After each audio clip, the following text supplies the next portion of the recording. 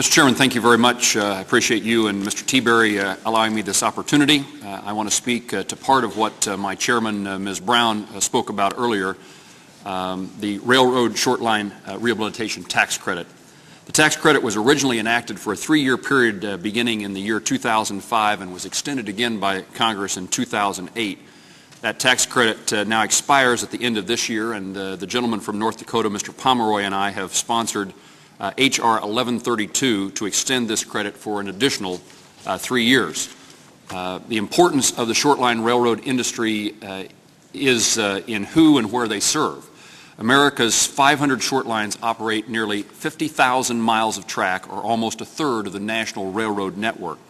For large areas of the country, and particularly for rural areas like Mr. Pomeroy's and I, short lines are the only connection to the national railroad network. For the small businesses and farmers in those areas, the short line's ability to take 25-car trains 75 miles to the nearest Class 1 railroad interchange is just as important as the Class 1's ability to attach that block of traffic to the 100-car train moving it across the country. My Kansas grain farmers cannot make the journey to the export markets in the Gulf without Class 1 railroad service, but they can't even start the journey without the short line service. And short lines do not just serve rural areas. Indeed, every member of this subcommittee but one has one or more short lines operating in their congressional districts. The majority of short lines are created by entrepreneurs who purchase the marginal or money-losing lines of Class 1 railroads. Much of the track would have otherwise been abandoned, and most of it could not justify much of an investment by the previous owners. The smaller local businesses, short lines, have been very successful in turning these into profitable lines on a profit and loss basis, but they serve such small customers that don't ship much volume that it's difficult for them to fund the enormous cost related to deferred maintenance. Today, short lines reinvest on an average 30% of their annual gross revenues in repairing and upgrading their infrastructure. Even with that, government and private studies indicate that unmet infrastructure needs on all U.S. short lines run someplace between $10 and $13 billion. The short line tax credit provides 50 cents for every dollar the railroad invests in track rehabilitation, up to a credit cap equal to $3,500 per mile of track owned by the company. It has leveraged hundreds of millions of dollars of private investment in vulnerable railroad infrastructure. The National Railroad Tie Association estimates that the credit has allowed the short lines to purchase and install 750,000 ties a year over and above their normal purchases. Let me give you a couple of important reasons for extending the short line tax credit. First, the primary beneficiaries of the tax credit aren't the short lines, they're the railroad shippers. They're their customers.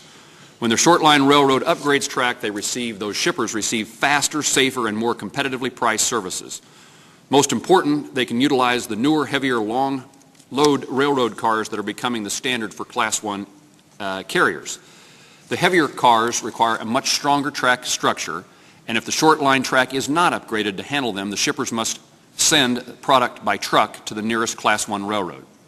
Attached to my statement is a sampling of testimonials from shippers that speak to the benefits, and I hope that members will take the time to briefly take a look.